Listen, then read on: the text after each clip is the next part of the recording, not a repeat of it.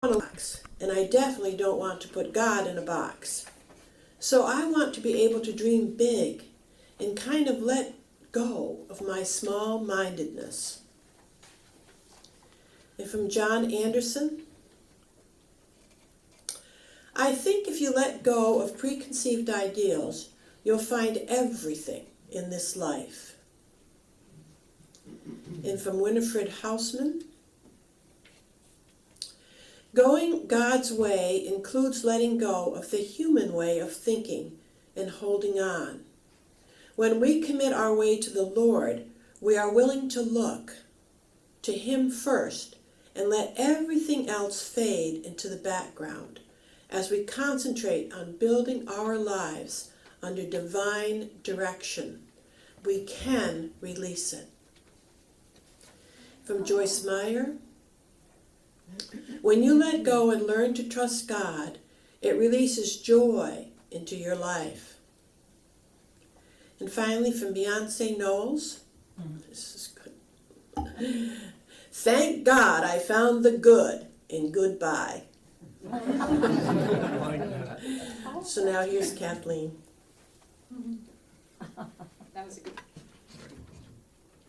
That was a good one. I had to end with that one. So, well, good morning. Good morning. Good morning. I'm so excited for you to be here and for me to be here. It's always a joy to look forward to getting together with my Unity of Central Massachusetts family. I found a flash drive yesterday at home, and it's a video of the goodbye message to me from Unity of Fort Myers people. And it's about 3 minutes long, and the tears were streaming down my face. And because it's been almost a year since I left there at the end of February. And so I didn't realize that was what was on the flash drive. I was looking for something completely different and put it in, and then I couldn't turn it off, right? So, but you know what? It was one of those things that reminded me of what it was like to feel letting go of one thing and opening up to another. Look at where I am. Look at where we are. Where as a collective group, the consciousness brought us to this moment. And it's just magnificent. I can't even put into words how exciting it is for me to be a part of this consciousness. And we're just going to go up from there, right? Don't you think? Yeah, good deal. Okay. All right. So I'm also your PowerPoint person. So we're going to, like that? Like that? Next year we're going to have our designated PowerPoint person. So let's see if this works. Come on. Whoops, there we go. Okay, so the first thing I want to talk to you about is that daily word that came on December 10th of this year, but it was just so perfect in every way. Letting go is about surrendering human identification and turning control over to true divine nature. Right? Doesn't that make sense? We are having a human experience, my friends. We cannot get away from that. As much as we would like to, that is part of what's going on here, is we are spirit having a human experience. I need to embrace that whole package, not just part of it, okay? So surrendering to human identification means that I stand here before you today and I say to you, I am a spiritual being having a human experience. I don't say I'm a human being having a spiritual experience. Do you see the difference?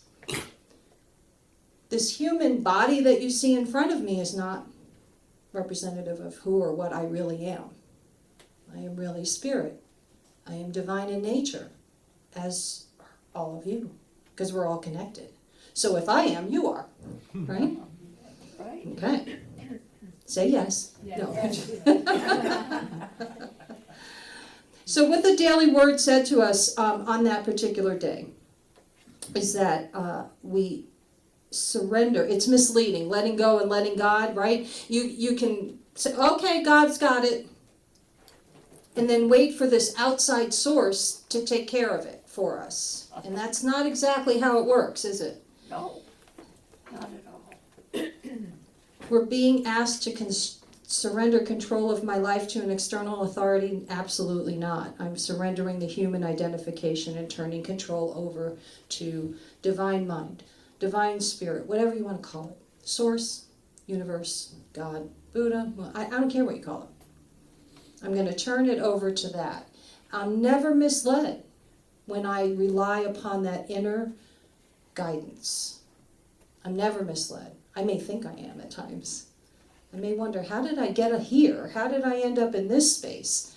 But it always makes sense in the end. Usually.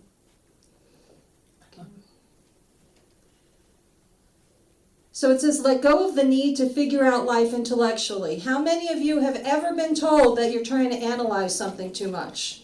Right? Analysis paralysis. Have you ever heard that phrase? I love that phrase. Analysis paralysis. I can get frozen in time if I try to think things through too much. I'm not saying you don't have to think at all. I'm not saying that you shouldn't think, but once in a while when we're facing real significant challenges, we can get stuck. We can get frozen in fear sometimes. So I want to let that part go, right? Internal and eternal divine wisdom effortlessly guides us on our path. When I let go of the need to analyze everything to the nth degree, then that inner GPS system, so to speak, can kick in. And then it can lead me here, right? I was talking to my friend Ellen yesterday. Ellen is in Fort Myers. She and I are ministerial students together. So we're talking about it, and she was talking about that inner guidance that I felt and how I picked Unity of Central Massachusetts without ever having been here before. I stood up on that stage in Fort Myers and I said to them, Unity of Central Massachusetts, they're getting me. They don't know it yet, but they're getting me. And they all laughed and thought, oh, that's so funny, but that's exactly what happened, right? It was a mutual thing. It was a mutual thing. I wasn't trying to be presumptuous or anything. But I thought that was where I was supposed to go, and I just followed that inner GPS. Right. So. How many of us need to let go of the need for recognition or approval? If I let go of that, the feelings of love and self-worth will actually fill me up. If I stop looking to make you like me. I spent the first half of my life really focused on what can I do to make this person like me or that family member like me or whatever, and I never did anything in my life because I wanted to.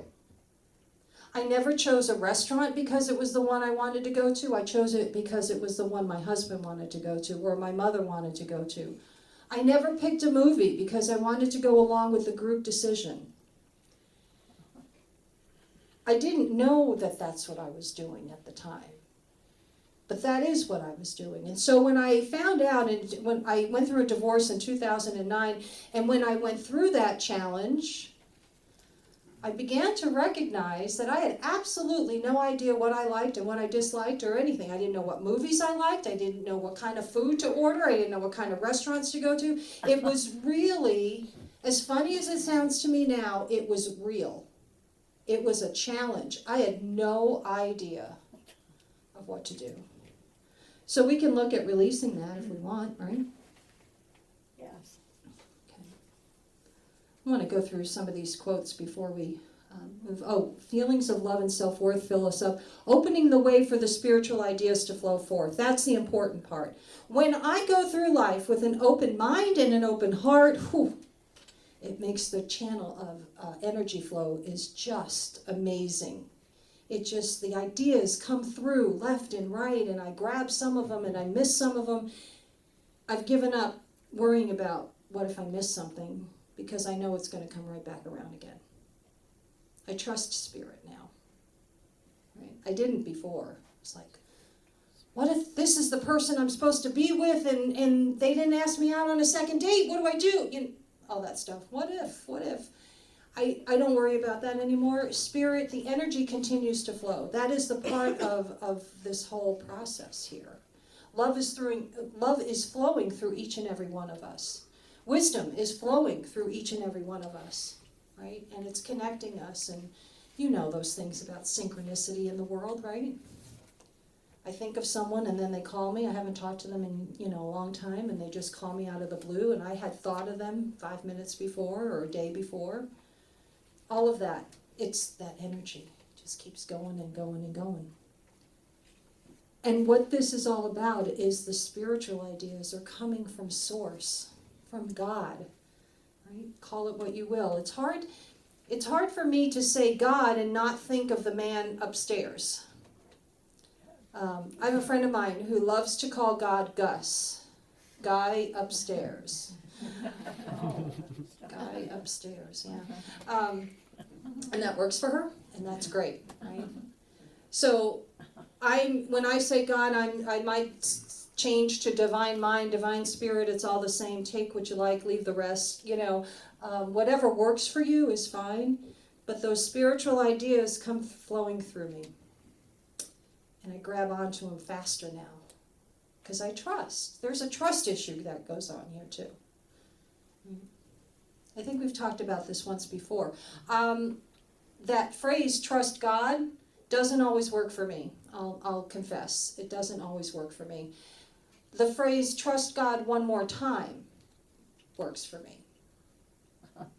Because when I'm in the middle of a pickle, I've been known to get into a couple of those from time to time.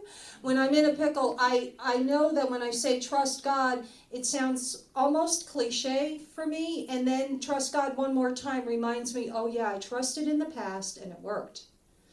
So I'll do it one more time. Okay, got it. There's lots of little tricks we can do. Mary Morrissey's quote about how many of you, have you ever experienced a time where you were looking for something in your life, work, relationship, whatever it was, and when you stopped looking, it showed up? Yeah, I've had that happen a couple of times, and then other times where I'm like, well, I'll stop looking and it'll show up, and it still didn't show up, but that's okay. That's okay. It happens, right, from time to time, but usually that's it. When we release the anxiety that is attached to whatever it is that we're looking for, that's when we free up that energy again to flow through us. I love Jody Benson's quote, let go of my small-mindedness. I mentioned this earlier with those note cards that I was talking about, right? Think big. Think big. I promise you, let's see, where are we now? I started school in 2016. April 17th of 2016, going into ministerial school was not even on my radar. April 18th, 2016, everything changed. Everything changed, and it scared the you-know-what out of me, okay? And I was in Unity Village at the time. I was in leadership training. Carmen and I were in the same class together, and I was freaking out because I was having a change of heart. And I didn't want to have a change of heart. I did not want to go back to school again. And I went running back to Fort Myers. I talked to my minister. I went into meditation for 40 days. 40 days sounded like forever. Now, it's a blip in the wind, right? And 40 days later, I'm sending in an application for ministerial school. Wow. It was that fast. It felt very uncomfortable at the time. But to me, that was thinking way too big for me. There was no way I was going to be accepted into ministerial school, to become a Unity minister. Absolutely not. It's not going to happen. I'm not going to try. Have you ever done that? Right? You have this idea and no, I can't do that. I'm not going to try. Maybe you have this deep down desire to become a published author. And you have this feeling like there's a book inside of you, right?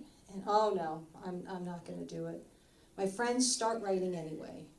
Do it anyway. That's what the letting go process is all about. Let go of that small-mindedness. Letting go of preconceived ideas. You'll find everything in this life. That's from John Anderson. Winifred Hausman, Going God's Way, willing to seek divine guidance first. I think that's the essence of this. When I seek guidance first, the answers just come. If I plow through first and then pause for the answers I should have asked for several days ago, that's when things don't look so good. They don't always end up the way I think they should. Now, I have come to learn that everything happens in a sequence to bring me to this point. So there were lessons for me to learn if I plowed through first. I have a friend, I've shared this before. She is not a ready, aim, fire kind of a gal. She is a ready, fire, then aim. Doesn't always work out so well. No. Not always. But I like to pause and seek guidance first. And if it appears as if I'm not getting an answer right away, that's okay, because you never know when the answer is going to come to you. Just because you go into a meditation and then you come out of it and it hasn't happened doesn't mean it won't come to you later on that day or maybe next week or something. You just, again, we go back to we trust the process. It works for people. There's lots of stories out there about people, you know, similar to my story of how I ended up in ministerial school. You know, so again, we just trust. Joyce Meyer, when you let go and learn to trust God, it releases joy in your life. Think of a time in your life when you released something and joy was a result. It's pretty powerful when that happens. It doesn't happen with every experience. Every experience brings us something different. Sometimes it just releases peace when I let go. If I'm in an unhealthy relationship, right, and then I finally get the strength to walk away, that can bring peace. I had a situation in my life where I walked away finally, and I can tell you that I didn't know I was as scared as I was until I no longer needed to be scared. So if you had talked to me before I left that particular situation, I would have said, no, I'm not scared. But if you talked to me a week or two afterwards, I would have said, wow, I was terrified and didn't even know it. And that can happen too. So, of course, Beyonce, thank God I found the good in goodbye. Good is all capital letters. Good in goodbye. Okay. So here are some questions I found. Louise Hay is one of my favorites. She transitioned, I think, this year. She transitioned maybe the end of last year, I'm not sure. But at any rate, I had her 2018 calendar, and these were some questions that came up. What can I let go of? What can I nourish within me? And what can I newly create? So today is about the release and let go part, but that's not the end result. The releasing part is about returning us to a consciousness of wholeness. W-H-O-L-E, wholeness. Okay, not the hole in the donut. But wholeness. It's not just about the releasing, it's returning us back to the remembering that we are already whole and complete. It's not that we want to become whole and complete. We already are. We just need an awareness of it. Okay? So what can I let go of? What can I nourish within me? And what can I newly create? I don't know about you, but I'm pretty excited about this. Look what we created together this year. And I say we, I didn't do this alone. This was a we project for sure. And it had been in the works for a long time, right? And here we are. Imagine what's going to be newly created this coming year. Excited. But first we have to be willing to let go. It's kind of scary sometimes to think about, what am I going to let go of? And what is it going to look like when I let go of it? I'm a recovery coach. Work with people who are addicted to different substances, alcohol, drugs, etc. And I work with them a lot, and they're afraid to sometimes let go of those substances. And the reason they're afraid is because they don't know how to do anything without being under the influence. And what is it going to look like? And am I going to want to become a priest or a nun now because I have nothing else to do? And those are real thoughts that occur to people in addiction. They really are. I don't know one person that ever ran off to become a monk, so don't worry if, about family members or anything that are facing that. But that's the scary thought of, I don't know what it's going to look like, so I'm afraid. And it's going to look perfect for you.